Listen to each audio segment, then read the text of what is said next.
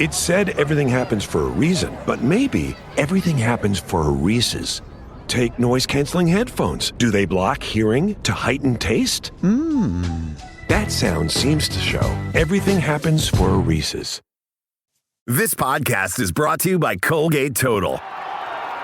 We take oral health as seriously as you take sports. That's why Colgate Total Active Prevention uses advanced technology to help prevent oral health problems like cavities and gingivitis before they start. It's clinically proven to provide 24-hour antibacterial protection with twice daily brushing after 4 weeks of use. So get a winning routine and prevent oral health problems before they start. Shop Colgate Total Active Prevention at a retailer near you.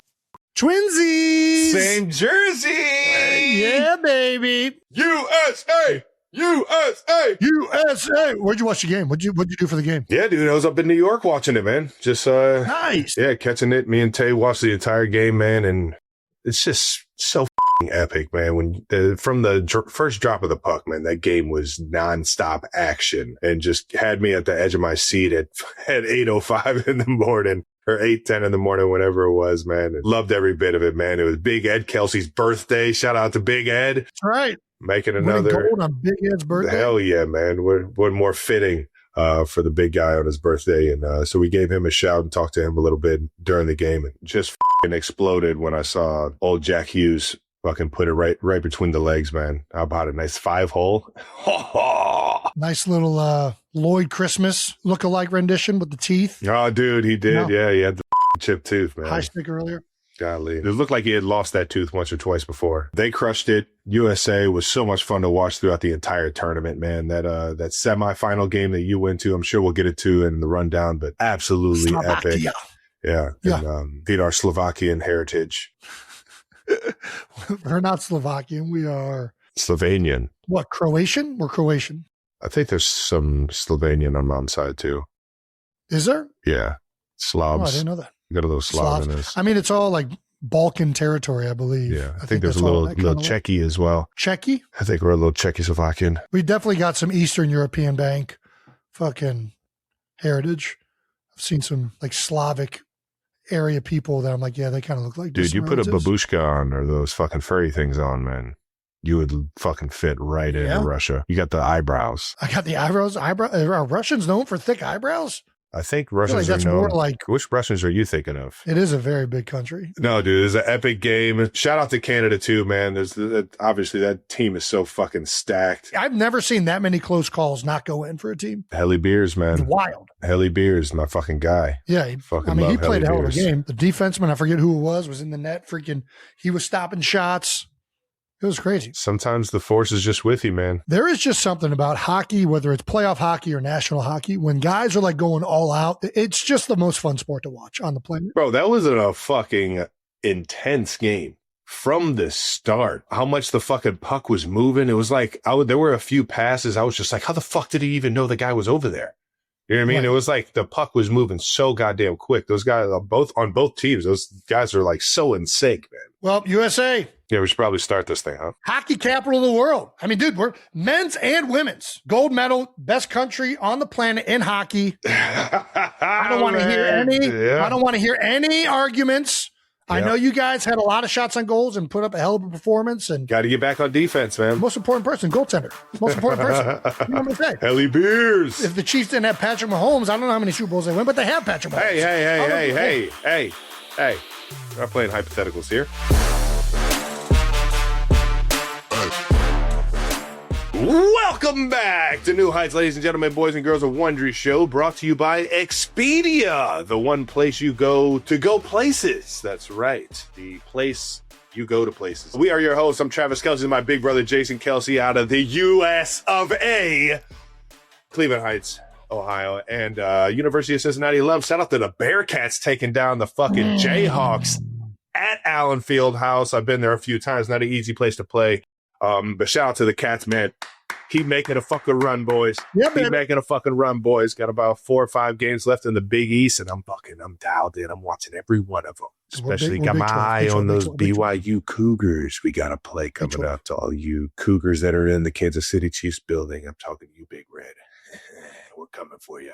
Subscribe on YouTube, Wondery Plus, wherever you get your podcast, and follow the show at New Heights with 1S for fun clips throughout the week on all social media channels. Jason, why don't you tell the people what we have coming up, knowing we've had a lot going on these past 2 weeks? Yeah, I mean, we've been off from podcasting, but we haven't been off from getting out of the house. 92% is we're going to get into everything these last couple weeks, including from our time after the Super Bowl, where Kylie and I went to the Olympics, and Travis had an absolute awesome moment at Pebble Beach with his absolute unit of a caddy. And we're also going to get into a great conversation with country music superstar Chris Stapleton. Oh, yeah. Let's go, Chris. Before we get into all that, we're obviously going to get into some of that new news. New news is brought to you by American Express. Yes, it is. Yes, it is. All righty. We are in a full-blown blizzard. That's the new news I got here. They send a little text to the group chat. This is my front yard this morning. Yeah, I'm looking at the snow coming down right about now.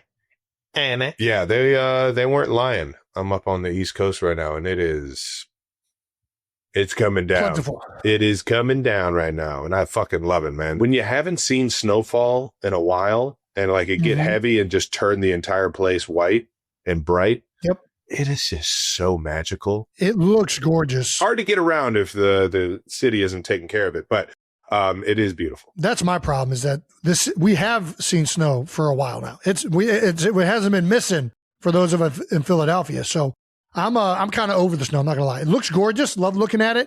But shoveling it, doing all that stuff, and then trying to freaking get around, it is a pain in the fucking ass. I'm not gonna lie. Dude, you don't have the old snowblower? Snowblower? No, I don't. No snowblower. Dude, that is an investment I need to make. You got to stop. You got to start working smarter. For sure. Smarter, not harder. Yeah. Paul Longoism. Yeah. Dude, do you remember fucking shoveling snow our entire childhood? And then when we went off to the University of Cincinnati, we come back and Dad has a snowblower? Yeah, I mean, why would he invest in a snowblower when he's got 2 kids that can shovel? It's such a Hank Kelsey move. He ain't shoveling snow with that back. No chance. But then it's also like, yeah, Dad, do you want me to go like use the snowblower to shovel to get the snow? Like, nah, I got it. It's like he like, dude, it's one of the funnest things you can have.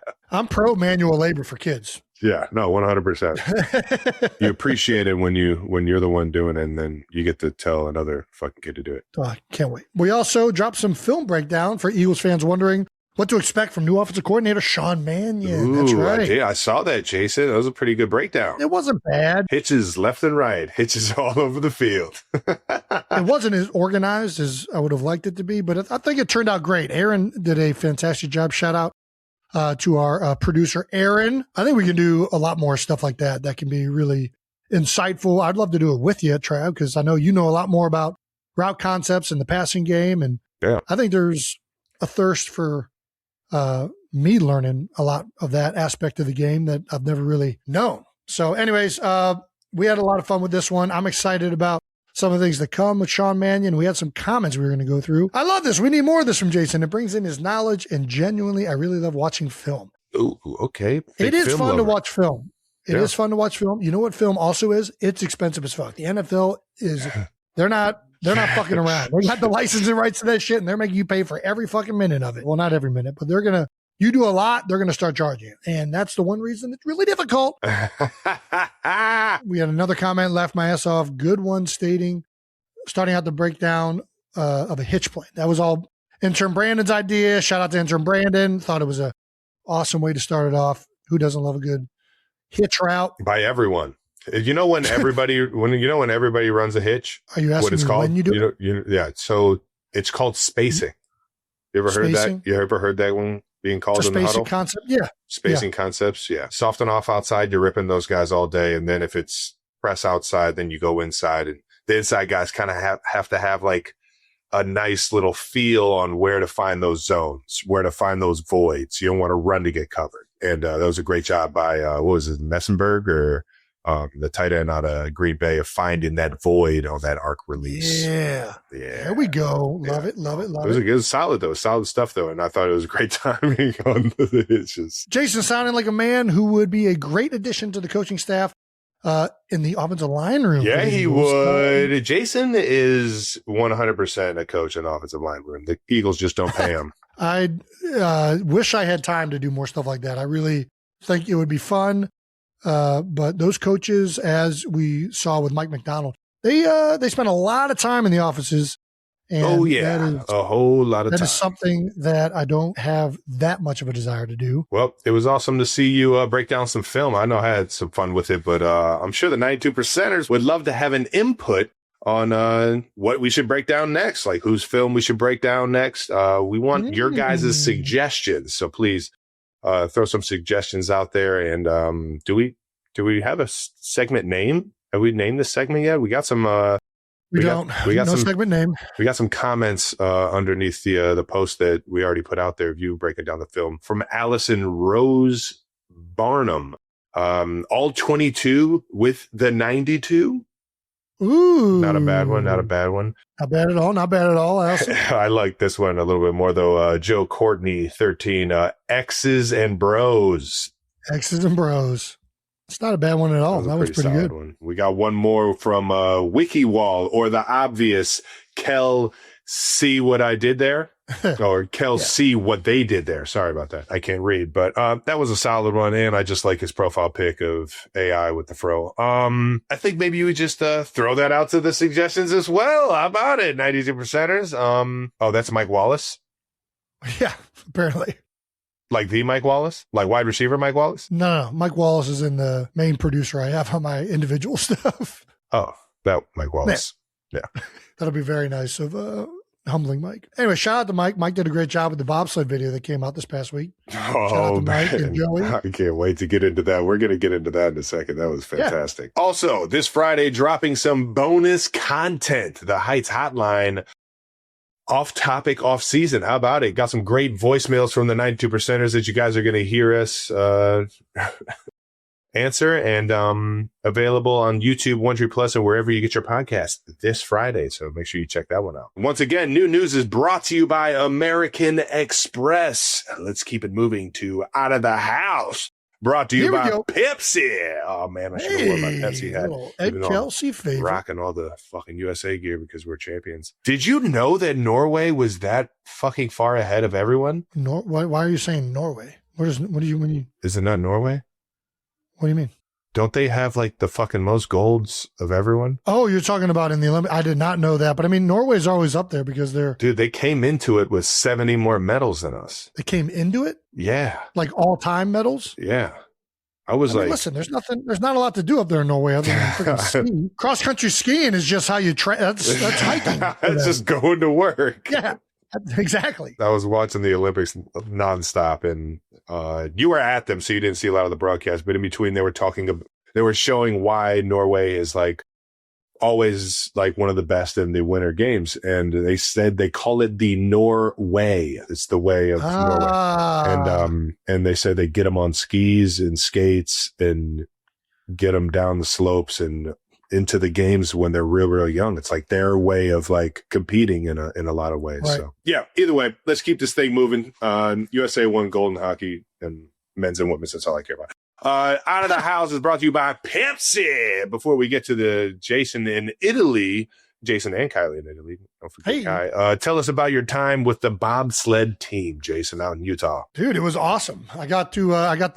For those of you that didn't see the YouTube video that dropped last week, I got the very fortunate experience to go up to Team USA Bobsled's headquarters out there in Park City, Utah, and got to see what it feels like to go down a track in a bobsled with Team USA. Frank Del Duca, the driver and captain of the Team USA unit that I was with, as well as some awesome Olympians, Kylie Humphreys, who won bronze, I believe, in the mono bobsled, which is just one man bobsled. Yep. They were kind of all up there. And the whole crux of the video was like, hey, what does it take to make this team or to like kind of be considered? So we started off by putting me through the ringer testing to see if I would even go qualify for that. And to which that I was borderline at best. I don't think they would have given me another shot, but they appeased me. Every time they said you got to hit a number, you hit the number.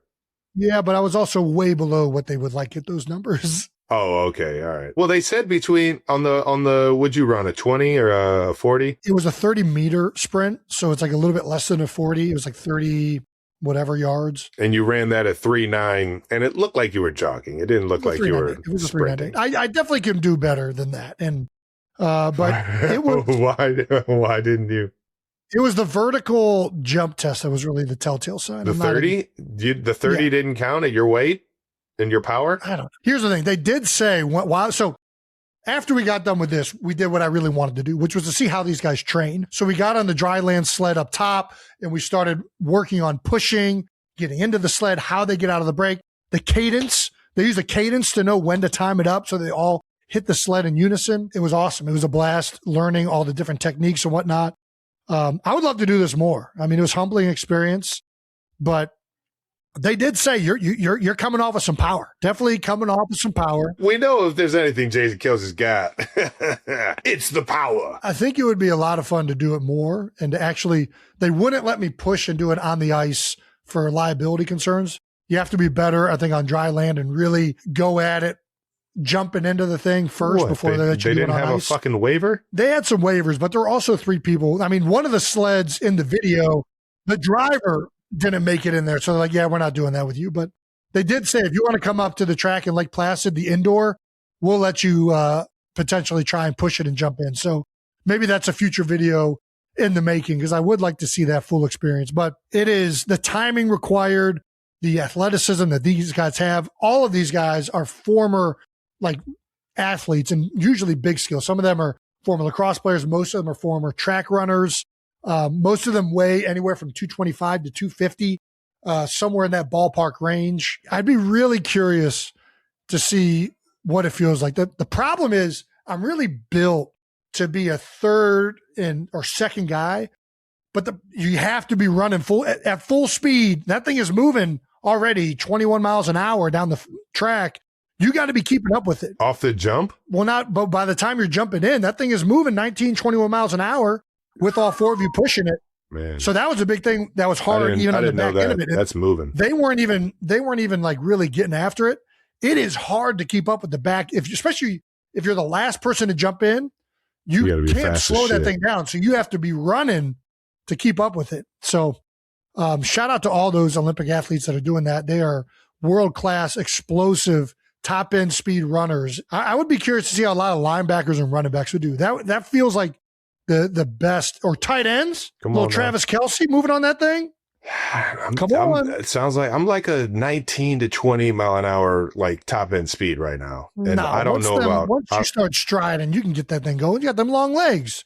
You got those bird legs, Trev. I hear it. Yeah. I've actually recorded myself. I'm only going 19, 20 miles an hour. I know these numbers actually pretty well. Well, either way, it was an awesome experience. It was great to meet all them, to learn how it all happens in a very intro novice way. Yeah. And then also just the ride itself, way more intense than I imagined. Like I thought it would be like a roller coaster. I really did. I thought it'd be, we'll go around the bends and the energy that you are moving down this thing at over 80 miles an hour. And when you go into these bank turns, it pushes you into the bottom of this thing. And on the bottom of the sled, there's like these metal rails, and my ass is so fucking wide. They're sitting on those metal rails. So I'm being pitched down onto these metal beams. I'm trying to keep my head up so I can see. Are you not allowed to put a seat in this thing? Huh? I have no idea how Frank Del Duca, the driver. I have no fucking idea how he was even knowing when to do the turns and everything. Well, you got to know the course. You have to memorize it. Yeah, you got to know the course. That makes sense. It is going by so fast, like just so. Anyways, it was a humbling experience to see the level at which those athletes perform that. Did they teach you how to drive it at least? No, I saw in there, and they showed me how. So there's a pretty cool video that Kylie Humphreys showed me how they train the turns before you get into it. So they weren't going to let me steer in it. Yeah. But she basically was kind of showing you how you push and pull and lean and how it feels. But it's a cable steering system. There's like 2 things in here. And when you pull this one, it turns the front skis this way or that way. And that's basically how you're steering it. The skis I thought would be like ice skates. I saw you talking about them on there. That's insane that they're not really getting into, they're kind of just gliding on the curve a little bit smoother. Yes. They're not really like turning it. Yeah. I mean, they are, but it's not cutting into it the way I thought it would. It's like driving on snow. It feels like, I guess. Yeah. But either way, Awesome experience. Flooring the old two-wheel drive. All right, let's keep this moving. I've never done that. Here's the real question. Next year, Olympics, are we doing the double luge? Double luge. I'm not a luger. I got no interest in luging. I would do skeleton before luge. Which one's the luge versus skeleton? Luge is like you're on your back and you're looking. My belly's too big. I wouldn't even see where I'm going. The double luge is the weird one everyone's talking about. Yeah. Where there's like they're like laying on each other. Yeah. Oh yeah, there's a picture of it right here. Yeah, that's pretty good. There you go. Even the single luge. I'm not a luger. You a top or bottom guy? I'm a zero guy. I'm not a luger. All right, deal. I'm not a one-man luger, though. I'm not against being that close to another man. I'm perfectly comfortable with my sexuality. I'm just not a luger. Thank you to our presenting sponsor, Expedia. When it comes to travel, we're all about keeping it simple. No bouncing between a million different apps trying to piece together a trip. That's why Expedia just makes sense. Flights, hotels, vacation rentals, cars, activities. It's literally all in one place. Everything you need to plan a trip without losing your mind. Whether you're planning a big family vacation or a guy's trip or girl's trip, it can get complicated fast. That's right. Everyone's got different schedules, opinions. Everyone wants something different. But with Expedia, you can book however works for you. Lock everything in at once if you want, or do it piece by piece. That's right. It just works. One app, everything you need, no headaches. Download Expedia app today and bundle to save up to 30%.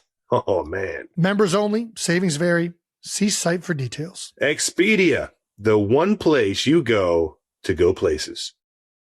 Thank you to our sponsor, American Express. After years of traveling, I learned I want my vacation to start as early as possible, even like before I even get on the plane. I don't think that's just you, man. I think everybody is in line with that. And that's why people who travel a lot talk about the American Express Platinum Card. Because when you're a card member, the airport doesn't feel like the airport. It feels like part one of the vacation. Talking about the lounges? Yeah, the lounges. Because with Amex Platinum, you can enjoy access to the largest global lounge network compared to other credit card companies as of July 2025. Yeah, it makes sense. You stroll in, find a peaceful place to relax, and enjoy a spot to recharge, giving you travel confidence you need through comfort. All right, now with premium travel benefits and award-winning services, there's nothing like Platinum. Terms apply. Learn more at americanexpress.com/withplatinum.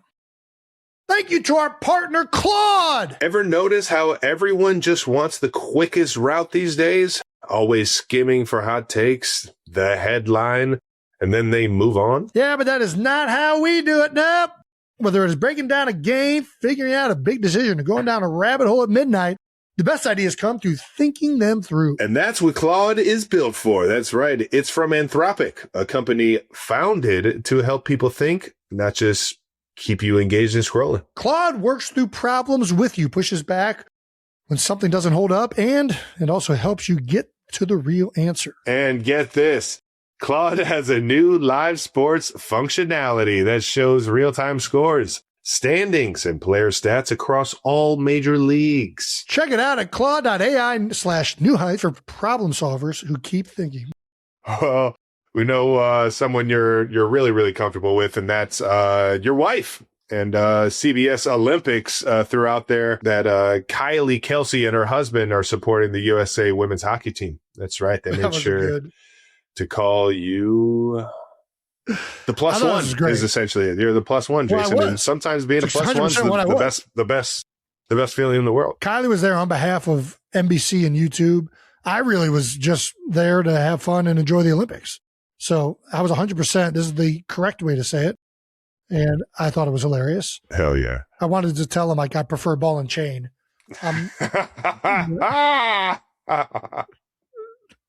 But yeah, that was the first USA women's game from the first day that we were there. That was awesome. Hell yeah. Dude, and you finally met Yoko Apollo Ono, the speed skater, minus the Yoko. That's will forever be one of the funniest things. Dude, Apollo, I mean, we watched him all growing up. Hell yeah. Unbelievable speed skater. Dude, he's been to the Heights, dude. Did you talk about him coming to the Heights? I didn't actually ask him that. Dude. You're right, though. I think he did. I'm pretty sure he did. At least that was word around town, and you already know how word gets around Cleveland Heights. I believe you're right, because I think that's when the first year that the new ice rink was built, it was an Olympic rink and they could do all the speed skating and stuff. Yeah. Speed skating was electric as shit. Let me tell you. So we went to the things that we did there. We saw 4 Olympic hockey games, 2 female and 2 male games. We saw figure skating and we saw speed skating, short track speed skating, which is the best. The long tracks are fun, and it's cool to see everybody pick up speed. I want to see the short track. I want to see short track. I want to see short track too, but sometimes it pisses me off when they start off real slow. When they're doing the like longer races, we saw the 1,500 meters, which I guess was longer. Sometimes that pisses me off. But these things were fast paced. They were moving. They're doing tush pushes because we saw the relay version of it where they get in there and they push the ass of the guy in front of them. Yep. The thing that was nice, so I felt like this watching WrestleMania and then going to WrestleMania was in Philadelphia. When you're at WrestleMania, they don't have the announcing.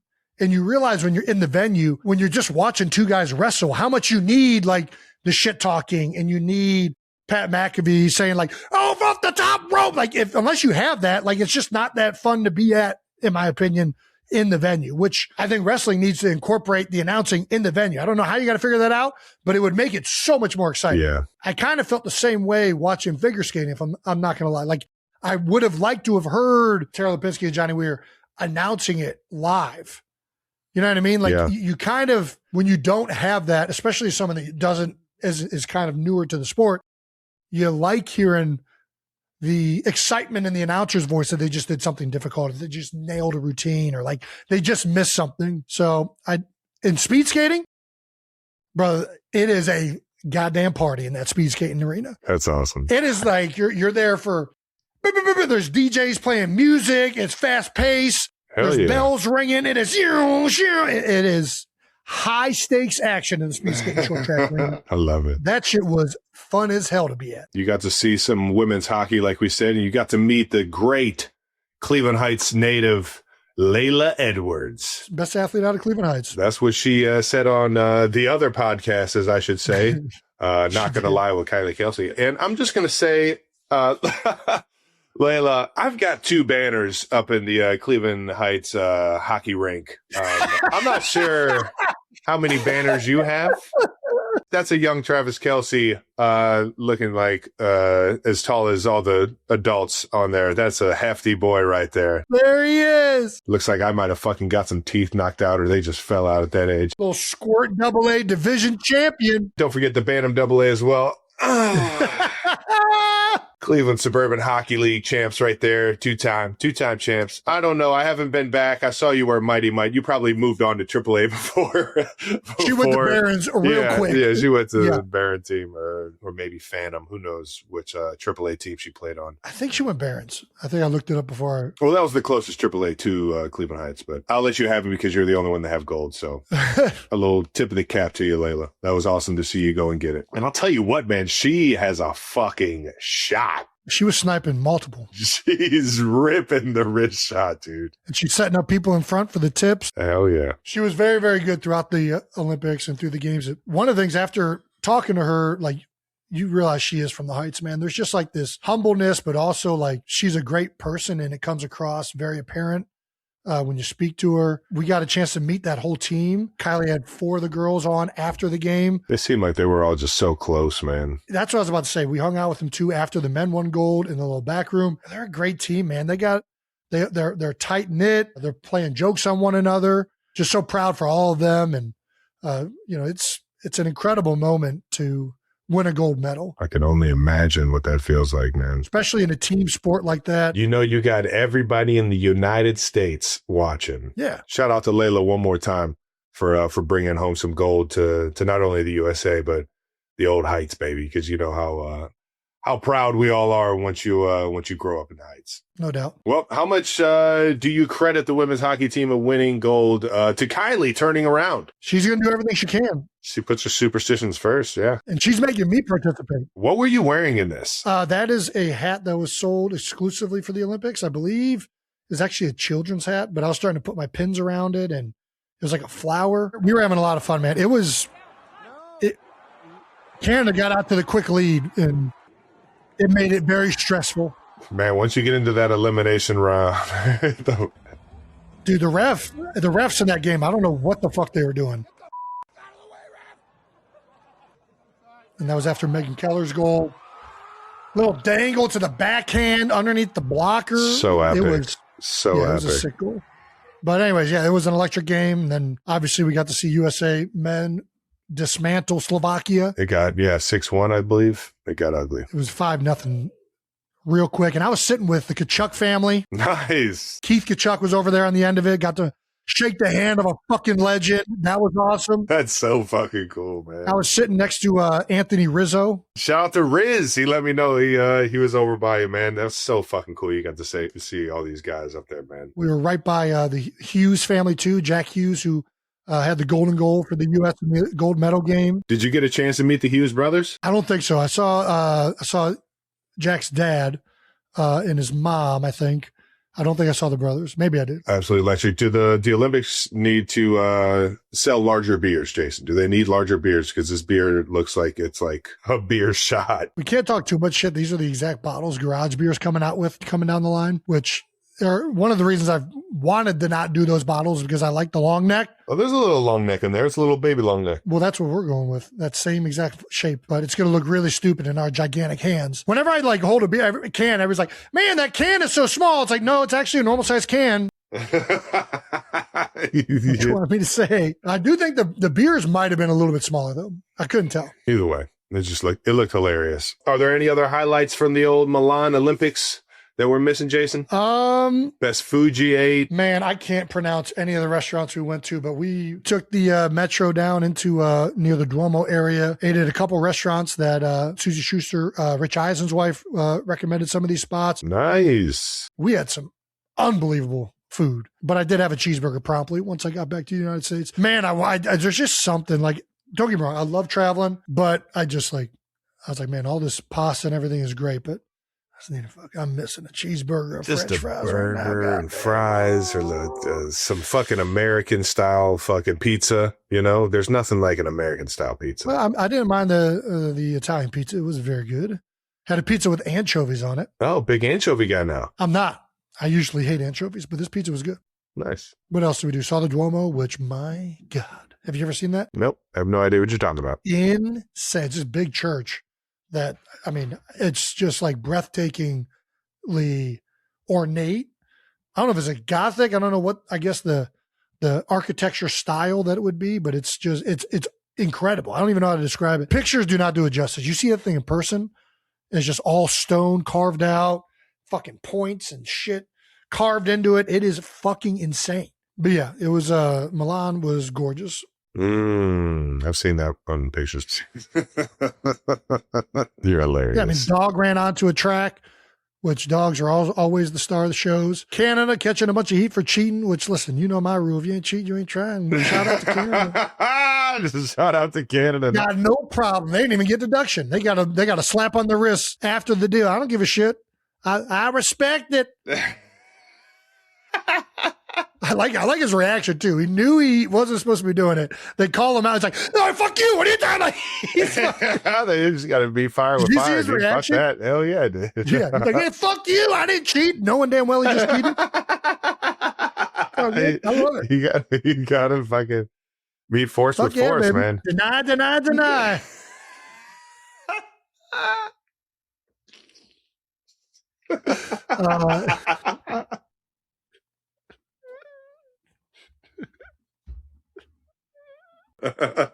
Man, fuck you. It's like when the ref the ref comes up to me. He's like, hey, just make sure you let him go. Oh, was I doing that? Was I holding him? I didn't think I was. Oh, sorry, sir. I didn't know I was holding him. Knowing damn well I just held the fuck out of that guy. I just go the other way. I'm like, man, he's holding me. Yeah. He's holding me. You look at it. You saw him holding me first. Exactly. Ref, I was trying not to hold him, but I just couldn't disengage. He was grabbing onto me. Oh, man, that's hilarious. God damn, that was an epic Olympics. Shout out to all the Olympians. That was a fucking, right. I enjoyed every single bit of it, from all the ski and snowboarding to the speed skating. Even saw a bunch of the figure skating. And man, it was a fucking show. Shout out to Alyssa Liu for bringing home the gold. Alyssa Liu. Yeah. And, shout out to both hockey teams bringing it home for the red, white, and blue. When I was watching the figure skating, we were at the short program night. Nice. I was sitting in front of Nathan Shen, and he was describing to me like all the things that they needed to hit. Yeah. So by the end of it, you knew what to look for and everything. Yeah. Like if somebody missed it, you knew what the review color was. If it was green, it was good. Well, they were showing that on the TV too. I was like looking at it like, ooh, we're gonna have to review that one. That's not good. It's a yellow. Is the heel at 6 o'clock or is it at 9 o'clock? The great Scott Hamilton, I'm sure. Dude, how cool was it meeting that guy? Unreal. That was Mom's favorite. We always used to watch Scott Hamilton. Favorite. Yeah, well, touche. But she was the one that was like, he's the best when we were coming up. And I just remember, I don't know what it was. Was it the gala that we always watched Scott Hamilton do the flips in? Because you can't flip during the Olympic Games. I asked him this too. I thought that he was the reason the flips were banned. Apparently they were banned before him, but he knew he would do it. He just never did it in competition. Right. Which now they let him do it. This is the first year I think that they changed the rule. You can do flips now. Oh, I didn't see anybody doing flips. Yeah, he would do it. And yeah, I mean, he was the star of figure skating. And he brought up a point too. Like now, there's not really a lot of opportunity for figure skating outside of the Olympics. So a lot of these Olympians, they do like 5 or 6 years. They start so young, but then they retire at like 26. Scott had like a professional career touring figure skating for like 20 years. And he's like, this is like, it just changed a lot since he was around. You know, I think that all the figure skating would like it to get back to that, right? They're really trying to push to make it something that is a touring professional circuit that it used to be on a large scale. And that was one of the reasons I think that we remember him so much, is like he was doing it for so long. Nice. Well, now that the Olympics are over, what are you going to do next, Jason? What are you going to do? Well, I'm doing TGL. What? Indoor, that's right. Dude, right? I've always wanted to go to TGL. Same. And thankfully it's a part of ESPN, so I get to go down there and work. Nice, man. Do you get a +1? Yes, I would love to have you if you're willing to come down. Yeah. I've heard from everybody how state of the art and incredible this technology is. So I can't wait to check it out firsthand. What Tiger and all those guys have done at TGL is just remarkable. So epic, man. Going to be really cool heading down there. And then after that, I'm taking some much needed relaxation time. Yeah. I mean, you're the king of getting out of the house, Jason. I love how this all started where I was like, you couldn't keep me in my seat. I didn't have the opportunities I had back then. Now I'm over here going to the Olympics and the Super Bowl and all this stuff. Touche. Sure, a lot of it is contractually obligated verbiage and strict negotiations.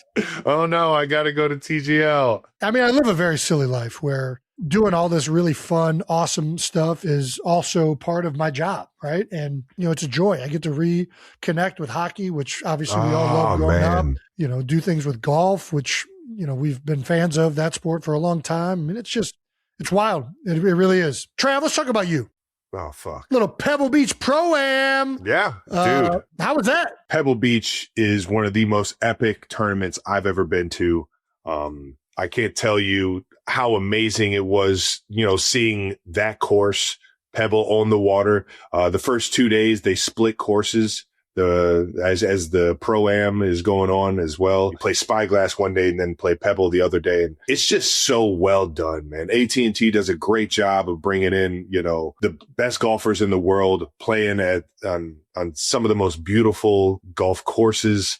I didn't get to play Cypress, which is right around the corner that everybody was raving about. And I'm fucking pumped to go back and play that one, man. But that little area over there by Carmel and Monterey Bay, man, it is absolutely unbelievable, breathtaking views. And then you just get to see some of the most epic golf holes of all time and some of the best players around hitting some of the best shots, man. I got to play with my guy Kashmir Keith. Hey. He is unbelievable golfer, man. Got to see him get dialed in and make a run. And it was just an all around fun opportunity. And I also got to play against my guy Alex Smith for 2 days, man. I was about to say, did you got to get back into Smitty? Yeah, he was the one that kind of threw the invite out there. It was just cool to kind of always reconnect with old teammates, especially one that I admired and loved as much as Alex, man. And he got me. He beat me in the games we were playing, but I couldn't fucking putt, man. I got to figure out how to I can get on the green, but these 3 putts are absolutely ruining my day. That was one thing I didn't know was I guess it's not Northern California, but it's up there by San Francisco, right? It's up there. Yeah. I think it's in between San Fran and LA. But So is it like north or south of like Sonoma and Napa and all that stuff? I think it's like southwest. South of that stuff? Okay. Yeah. Dude, I'm telling you, you would fucking love this area. You would absolutely love it. No doubt. It's like this calm, hidden world over there. There's not a lot of like movement going around. It just seems like it's like one of the best places in the world. Also got to run into my guy, Jim Nance, who, one of my favorite. Jim Nance? He's one of my favorite guys, one of my favorite play callers of all time, announcer, you know it, man. And then on top of that, man, just the all around professional. Obviously listening to his calls on the PGA Tour as well as the NFL. It's been such an honor to be able to be a part of the games and him handing me the mic in the AFC Championship games. And it's absolutely epic every time I run into him. I got to meet him and his kids and his wife. So it was pretty cool walking off 18 and getting to say hi to everyone. Well, I was very jealous watching it. I've always wanted to go out. It was the one off week I had before the Olympics. So I'm like, you know what? I'm going to take this time to go back with the fam before we head out again. But I'm glad you enjoyed it. What happened on the first tee? Can we talk about that? Yeah, you know, I was told by somebody, I'm not going to throw anybody under the bus, but... So let's play this video first. First on the tee from Sea Island, Georgia, Trav, you're not on. is Keith Mitchell. I wear cashmere too. From Cleveland, Ohio, Travis. Dude. Look at this guy. I then found out the more I saw Cashmere Keith rip it that his game is as smooth as Cashmere as his swagger. So Your swing's looking good right now, Trav. I appreciate that, bud. I'm starting to really play too much golf. What do I got to do to get a smooth swing like that? I mean, you and I have always been opposites. You've always been the smooth athlete.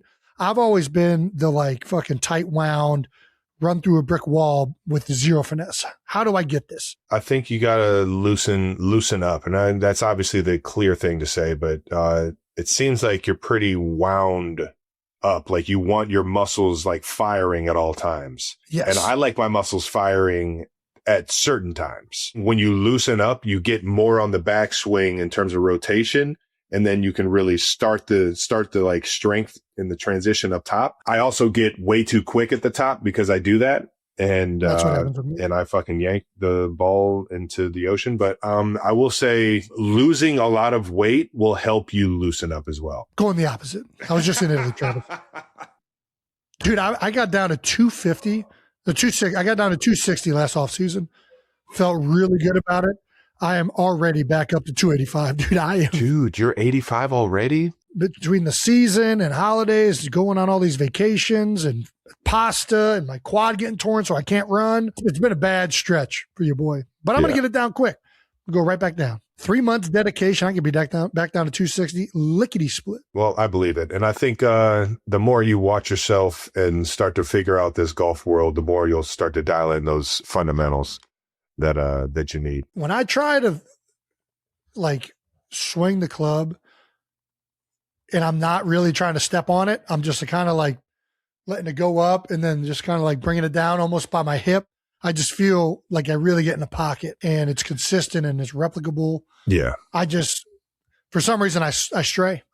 You do what I'd like to do. You like to hit the fucking levy piss out of the ball. And that's just how we were taught playing baseball and playing hockey is fucking, they can't catch it if you hit it as hard as you can. And we like that feeling of connecting with the ball as hard as we can and seeing it fly as far as it can go. I mean, that's the fun in golf. And I don't think I'll ever get to the point where I like don't do that at least half of the holes when I play golf. Like if I got a straight fairway and I got the driver out and I can hit driver, I'm going to at least on 90% of the holes do just that. And it's the one or two times that I actually connect and see that thing fucking go 340 that I'm just loving life and I love playing the game. And that's what keeps me coming back. Amen to that, brother. And that wraps up Out of the House, brought to you by Pepsi. Thank you to our partner, Pepsi. Pepsi. Oh, Jason, would you consider yourself a creature of habit? Why, yes, I would. How many times do we stick with something just because it's what we've always done? That's pretty much my whole life. Yeah. You're so used to one thing, but when you actually think about it, you realize you've been missing out on something better. That's what Pepsi calls the Pepsi paradox. Oh. Yeah, when you take away the labels and just go off the taste, people across the country prefer the taste of Pepsi. It's been proven over and over again in blind taste tests. They just proved it again. 50 years ago, the Pepsi Challenge revealed people preferred the taste of Pepsi. And last year, in a revival of the challenge, 66% of people preferred the taste of Pepsi Zero Sugar. Here's what they're saying. Maybe it's time to question what you think you know about soda. Is your preference really about taste? Go out and try Pepsi Zero Sugar today. Let your taste decide.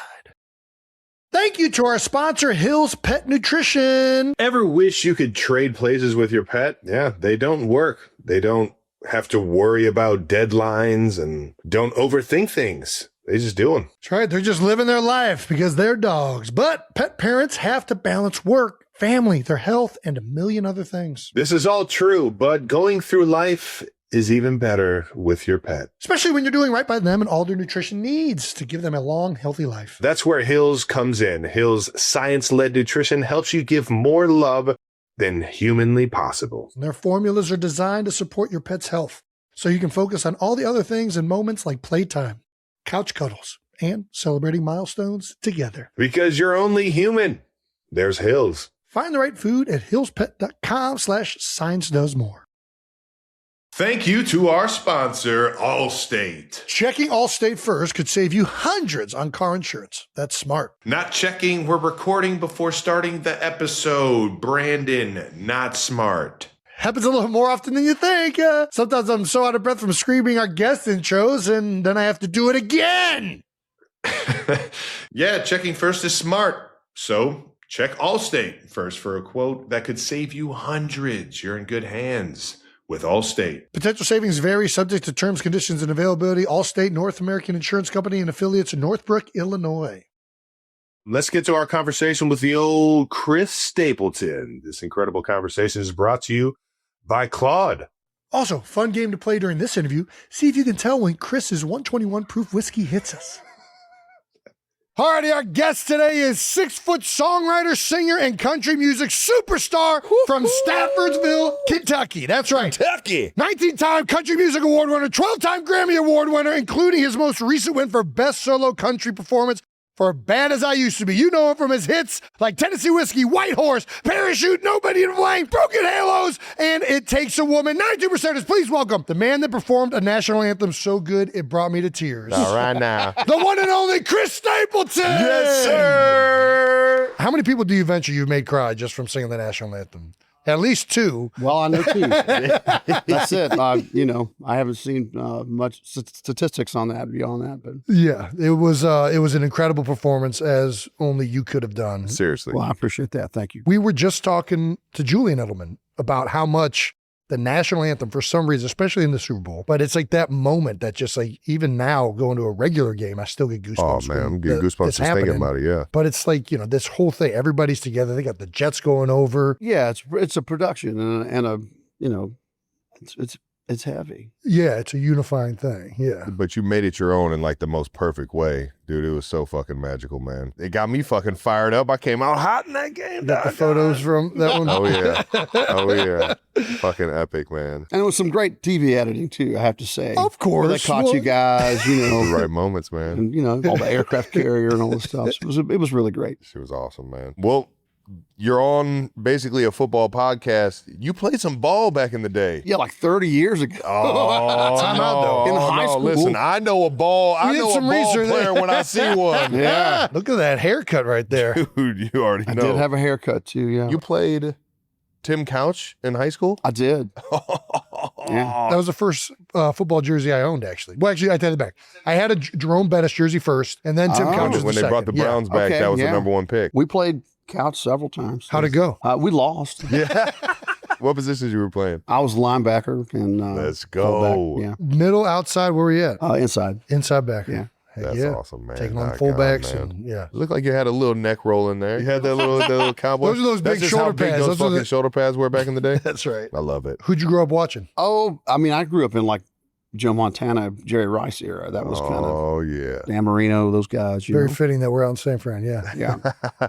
Dude, my uncle has a crazy story about how he played Notre Dame. He went to Purdue and he played Notre Dame, and he got to see the first glimpse of Joe Montana's like 2-minute at the end of a game winning it as a freshman at Notre Dame. And I asked Joe Montana about that game, and he said that my uncle didn't even mention this. He threw like 3 picks and got taken out of the game, and then a quarterback got injured, and he gets put back in to go save the day afterwards. And it was like, all right, now I got those 3 picks out the way.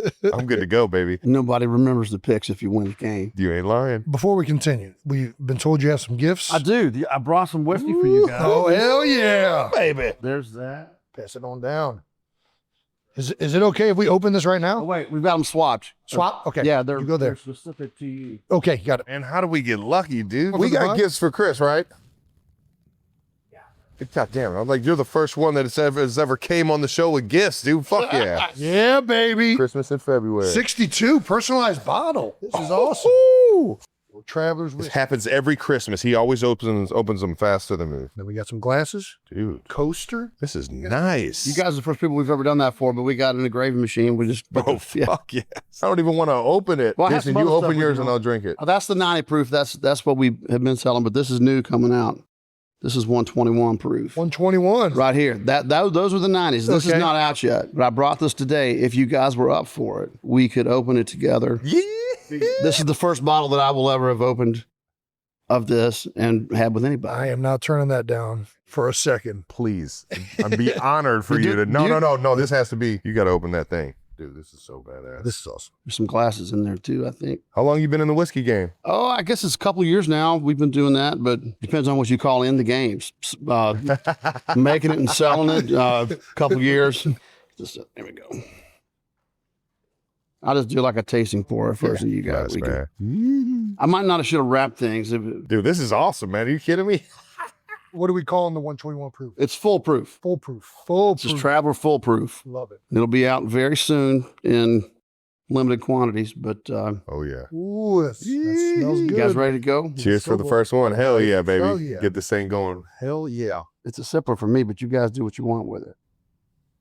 Well, if I didn't already have enough hair on my chest. That is fantastic. Dude, that is Very smooth good. as shit. Foolproof. 121, and it is smooth. Dude, thank you for this bottle. This thing's definitely going up on the bar, man. Thanks for having me on. Oh, that's so good. Loosest I've ever been in I a was about to podcast. say, This is we're what? about to Loosest have I've some ever fun. been in a podcast. Here we go. I got to ask even more about it. So being from Kentucky, it's always just been in like your backyard, right? Like a lot of the Yeah, but distilleries you or know, what? as I became an adult and played music, it's been a big part of what we do. I've always enjoyed Buffalo Trace product, which is Oh, that yeah. what we do? That's who makes this travel whiskey, and That's awesome, we, man. always had a bottle of something that they were making in the room for every record we've ever made. And so when I had the opportunity to work with Harlan, who's the master distiller on Pappy and Weller and all these things that you can't get, Right. to do this, it was something to jump at, and it's been really good to us, and I think this is going to do well too. And Yeah. Bro, this is amazing. I like having dog. fun with it. That's right. We jumped in the beer world, but the whiskey world's a whole new world for me. If every one of them tasted as good as this,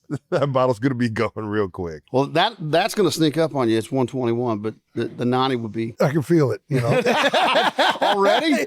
It's good in a Yeah. great way. It warmed me up for the first No sip. doubt. That's the best part. All right. So last time I ran into you, I was at the George Strait concert. I've been to a bunch of your shows. Well, no, the last time you came to a show, you had a tiny baby. That's what I was about to say. So you don't know this. Come again? Chris met Finley before you met Finn. At his show, she was so new and so young, we couldn't leave her at home, and we wanted to go to the Yeah, show. can't miss the show. Is Yeah, that the yeah. link? And Chris gave me one of my favorite things, and I've stolen it since you've said it because I love it so much. That you miss like the smell of like Oh, newborn man. babies. New There's like a baby smell smells coming off. is a great thing. I'm going to sound like a weird, creepy dude talking No, about it's it. not man. creepy at all. Because anybody that's held a kid, I think a infant like that, you know what you're talking about. Yeah. Yeah, when you're a new parent and you hold the baby, it's the smell of your own child there in your hands. It's a great thing. Absolutely. Beautiful thing, man. I also like to smell other people's babies. That's why, that's where it's going to sound creepy. Pardon me, sir. Can I smell your baby? Please hand this over. So you're going back out on tour though. Oh, yeah. Right? Yeah, we got some tour dates coming up. Nashville's Nissan Stadium, Charlotte's Bank of America Stadium, Hershey Park Stadium in Pennsylvania, Paycor Stadium, Cincinnati. We've been there a few times. Yeah. Fenway Park, 2 nights. Have you ever played Fenway? No. Well, I've played. They have a smaller venue in Fenway that we played. Okay. We've never played the park proper. In the big, okay. Oh man. And then Casey's Morton Amphitheater. Do you like the big giant arenas or do you like more, like what do you like more performing in? They all have their strong points. I mean, I like that we can get more people in the bigger places. I get it. Yeah. But I also, some places that like Fenway are magic in ways that they have historical significance and Fuck yeah. Just playing Wrigley Field or when you go to these places that have been around a while, those places have ghosts in them. Or even playing the Fillmore here. We're in San Francisco right now. Like playing the Fillmore here has a lot of music history, and you do those things and you feel like you're part of the ethos of music. Yeah. Okay. Absolutely. I've talked to Taylor about this a few times, but she grew up in the country world in Nashville and in high school and coming up, and she was underneath a lot of these big country singers, and she raves about how together they are, how they maneuver on tour and stuff like that. How was it rocking with George Strait around the country? George is the best, man. George doesn't play a lot of shows, but we played as many as we could with him, and I think I almost talked him into pseudo coming out of retirement. He was playing Convincing less man. and less shows, and we had a lot of fun playing a few shows with him. I was like, hey man, many of these as you want to do, let's do them. So we picked up and played more, and I think he had fun doing it too. And I don't know, we just have a good time. That's awesome, man. Yeah. Favorite city? I mean, I like a lot of cities for different reasons. My favorite venue to play in is probably the Forum in Los Angeles. Yeah. Just because it sounds so good. And it also has, you walk down the hallway and it's like they have all the people that have played there on the walls, like That Led shit's cool Zeppelin, as hell. just Fuck like just crazy shit. You're just like, yeah, I'm gonna go play the Forum. You can feel history in some of these arenas and stadiums. The Forum feels like it was made for that. Obviously the Lakers For and music, everybody, it has but the wood yeah. and it has the sports history too, but the music history of it is incredible. That's awesome, man. Wonderful. I haven't heard that one yet, the Forum. Do you remember your first concert? Ooh. My first concert was probably Bon Jovi at Rupp Arena with Skid Row opening. Oh, wow. And Skid Row was so loud, Yeah. I had to go out in the hallway. I was like, I was maybe I was eight or nine. Okay. They were hammering. Yeah. That's amazing. I That's love it. good But it was shit. fun, yeah. So big Bon Jovi fan. Yeah, I like Bon Jovi. I mean, I grew up in the 80s, man, so Oh, yeah. all that stuff is good. I had is that. fair game for So growing up, Bon Jovi, you were in the rock world, the country world, all the above. Yeah, I mean, I grew up in a rural part of the country too. So, we have, my dad listened to all the outlaw music, like Waylon and Willie, Willie, and, Waylon, all- yeah. Merle Haggard and all those Cash, guys, but also, old R&B and stuff like that. So Oh, nice. I had it from all directions. And I don't, if it's good, it's good. There's two kinds of music, good and bad. That's it. So we always talk about this in sports, actually. Like, to be a great athlete, it's best to play a bunch of different sports and before you narrow down into one sport.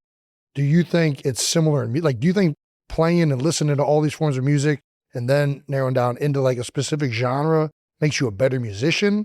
Or do you think it's best to stay in like one thing? I have to share this just because it popped in my head as you were saying that. Okay. When I was a kid, I went to Rick Pitino basketball camp. Are you Let's kidding me? go. Louisville action. Hell yeah. And Rick Pitino, he spoke to us before we had the camp. Or what I'm sure you guys went through camps. When you were Yeah, kids. yeah. Oh, you know how it goes, yeah. And he's like, now, in order to be a good basketball player, you have to play 3 sports: 1-on-1 basketball, 3-on-3 basketball, and 5-on-5 basketball. That's a banger. That pops in my head as you were saying that. But I do think there's something that can strengthen you as a musician if you can, kind of at least have a working knowledge of a lot of different kinds of music. Absolutely. But at some point, all these influences kind of converge into whatever it is that you are, and that's what that is, So I love it. That's awesome, man. Do you remember your first concert you played?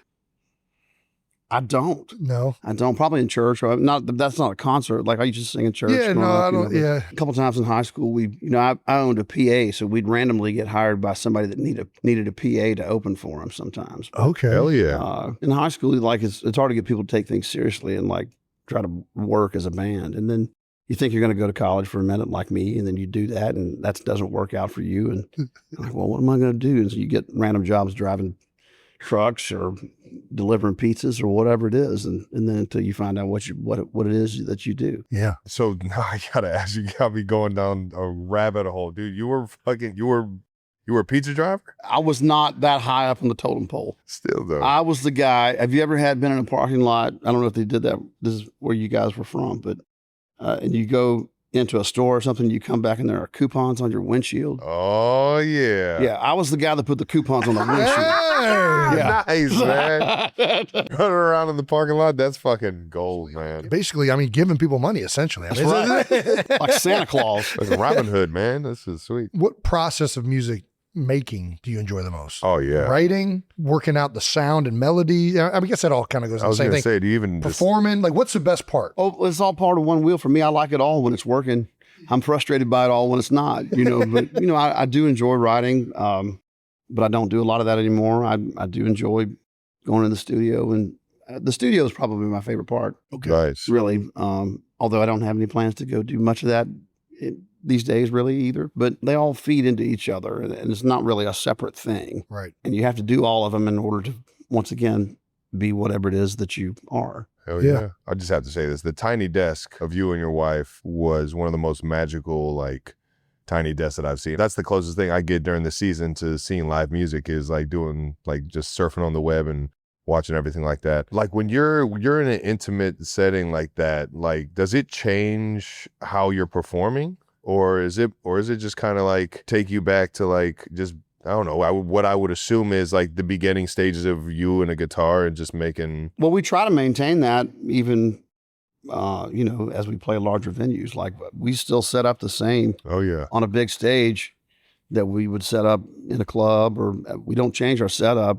I'm kind of tethered to a chord. I don't do a lot of moving around or anything. That's not my deal. It doesn't change my mentality. We're still just playing songs. But somehow it feels like a little more pressure sometimes to play very intimate things, more than a massive things, because you can see the reactions of the 5 people in the room, or, there's a little more pressure there in an odd way. Hell yeah. Yeah, absolutely. I know you say you're not doing much songwriting anymore, but how many songs do you venture you've probably written? Oh, Can't even count it. Yeah, I was more gonna say, than can't even count it. more than 1,000 for sure. Yeah. That is incredible. What is the process for you is it always the same? Is No. it strikes in different ways? Well, I mean, I grew up as a salary songwriter. I came up in the business as that's The songs you've written are insane. Yeah. as songwriting, Yes. and to the point that I was a salary songwriter in a publishing house, and so we would show up at the crack of noon or something, and we make appointments, and it feels very not sexy when I describe it that way, but that's what we did. We worked it like a job, and you come in, it's a very workman mentality, and early on I would do that 3 or 4 times a day. I would have different appointments with people, and I would come out with songs and crank, trying to figure out how to do it and how to be good at it. Hell yeah. And eventually you figure something out, or you get lucky enough to make people think that you did. Yeah. And that's kind of what that is. But the process can be different. For me, if I'm sitting by myself, I'll probably just have a guitar and hum and strum. Does the melody come first and then the For lyrics? me, a lot. If I'm by myself, that would, or something. I've dreamt choruses before, or That's you wake probably up cool, with, man. just I'm writing a song right now, not necessarily, but I would be if you said something, or you said something, or something, something struck me, a light on the wall, that would, start the wheels turning. Hell yeah. So you can't avoid it if you are a songwriter a little bit. You're always writing a song. Yeah. Even if you're not. Materials all Writing a around song. you, yeah. Yeah. That's cool as hell. Huh? I wish I had the fucking brains to be able to just put words to music like that. It's insane stuff, man. It is. I can't even write a full sentence out. Finish this and you won't be able to. All right. Does every country western song need to mention the following? Mamas, trains, prison, getting drunk. You're Well, I'm talking about missing- the perfect country and western That's song. right. It is one of my favorite Written by songs. Steve Goodman. That's right. Is there some truth to that? Like, I feel like that's a caricature almost now in a lot of country music where it's like, I don't think you have to do that, but certainly when you do, those of us who know that as the list of things that are supposed to be in there would go, all right, cool. Good job.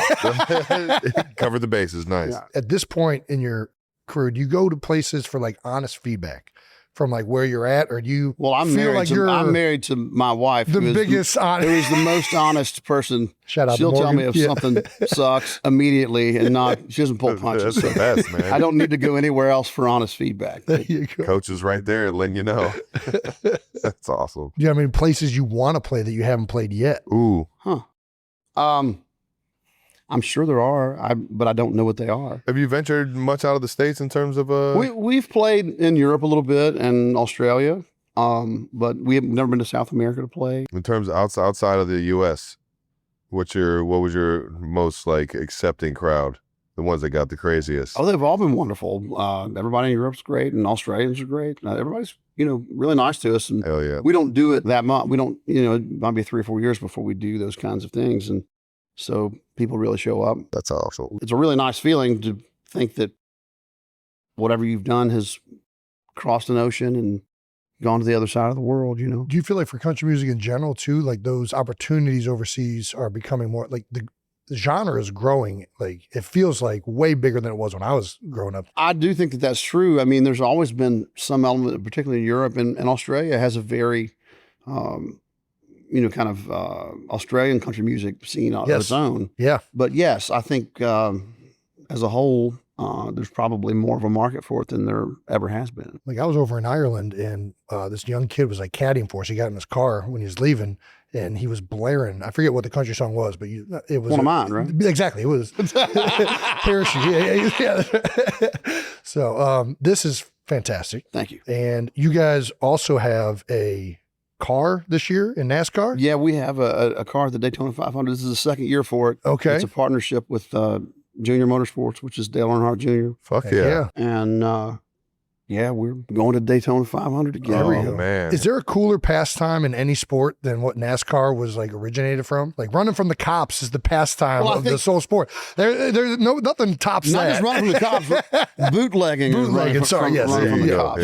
yeah. But so I think there's a good history between whiskey and what NASCAR has come from. And so I think it made sense. It was kind of a crazy idea. I'm friends with Rick Hendrick of Hendrick Racing, and I think we kind of floated his way. He's like, well, Junior was looking to get into maybe running a car in the 500, and he kind of put us together, and I think that's how that happened. It all just kind of came to this head of we wanted to do it, and they wanted to do it, and I, last year I sat, in the pit with the headphones on and listened to all the stuff that nobody gets to hear, and watch the race in that inside kind of way, and it was intense. That is cool. That is really super cool. intense. Yeah. Have you always like been into NASCAR, like growing up and everything, or Not necessarily. I think the race cars are cool. I like going fast. fuck yeah? Not as fast as those guys. I was gonna say, Those gonna guys, say, if they those got- guys are different animals. Have you gotten in one of them cars? No. No. Is there a desire to? No. said you like going fast. No, I don't have that. I don't have that gene. I appreciate the stamina and the will and the lack of fear Yes. that it takes to get in one of those things. We went to a bowl game. Was that? Oh, you weren't there. You were already No, in the league. sorry. So we went to a bowl game in Charlotte, and obviously the NASCAR Hall of Fame's out there. So part of the bowl game in college was that we got to go experience like going around the track in one of those cars, and you're basically sideways going around those turns. Yeah. Like that is a steep turn. grade. And you're hugging the outside of the car and somebody else is behind the wheel and you it's a fucking wild ride. I mean, I took a man. hot lap with a race car driver in a track car that wasn't like a race car. Uh-huh. And he was telling me how much more it could do if it was like outfitted for the race. And I was about to puke. I was just like, okay, I'm good, man. Let me out. Well, I've been a major fan of yours for a long time. Really started when you were still with the Steel Drivers playing with that group. Like that was the first time I heard your voice. I'm like, man, this guy just has something about him that I just love listening to. And then it went from there when you started doing your solo thing and really took off. And you've gone so far. Do you have a moment when it all initiated where you're like, man, I'm really doing this. Like I'm in the music industry. Yeah. I mean, I was in the music industry as a writer, that was my goal. When I moved to town, I met a guy that was a songwriter named Steve Leslie, and who was kind enough to introduce me to some people. And the instant, I was a salaried songwriter working in the music business, sitting in a room making up songs for a living. That was making it to me. Hell yeah. I'm playing a guitar for a living. What more could you want? That's right. Was there anybody walked in those rooms or you took those meetings with that you were like, oh shit, I got to create something with this. I got to rise to the occasion. Maybe somebody's performing it and you're like, I just wrote a song that somebody I don't know. I did early on. I went into the room with a veteran songwriter guy because I was real lucky to get in the room with some of those guys, Yeah. And I sat down in the room with him. Never met the guy. And he goes, hey, man, you must have a pretty big ego. I'm just like, what do you mean? He's like, well, you're 23. You're walking in here thinking you can do this with us and, make a living doing it. You must have a pretty big ego. And I'm just like, well, if that's how you want to look at it, I guess. Not going to say no. Not going to say no. Let's see what we can do. Well, that is awesome. Dog, thank you for the stories. Appreciate the wisdom. Appreciate you taking the time and even coming over here. Yeah, appreciate man. the gifts. Yeah, Appreciate the whiskey. Appreciate you giving me all nice and I hope you warm. guys don't have much more to do today, but you probably do. We don't have much more. We only got, I think, a little bit longer. Yeah, but this is just sitting down talking. This doesn't work. You already know. Exactly. Especially we get to hang out with guys When like the talking you, so. becomes easier when you're. It just flows. That's right. Oh, man. Appreciate you coming on and Yeah, cheers one last time, Yeah, brother. cheers. Thank you, man. Thank you to Chris Stapleton. Once Yes, again, that conversation sir. was brought to you by Claude. Just the best dude, man. He's so down to earth, so just himself, man. I got to see him 2 days later at an NFL event, absolutely tearing it up, man. And something about him that just makes you want to know more about him. Like the more conversations you have with him, because he's such an interesting guy, man. For sure. Appreciate him coming on and sharing some stories with us. That wraps up another episode of New Heights. Thank you to Chris Stapleton for being here, and check out his tour, the All-American Roadshow. Yeah, baby. Go get you some Traveler whiskey today. Whatever proof you want, it's all going to be good. All right, man. And make sure you subscribe to the New Heights channel on YouTube and follow New Heights on the Wondery App or wherever you get your podcast. You can listen to new episodes of New Heights ad-free right now by joining Wondery Plus in the Wondery App or on Apple Podcasts. Once again, New Heights, a Wondery show brought to you by Expedia, the one place you go to go places. How about that? And follow the show on all social media at New Heights Show with 1S. Thank you to the New Heights production team for always keeping us organized and making us way more professional than what we really are. And thank you again to all those 92%ers. We wouldn't do this without you. We can't do this without you. We love you guys. And we'll see you guys next week or this Friday. Peace.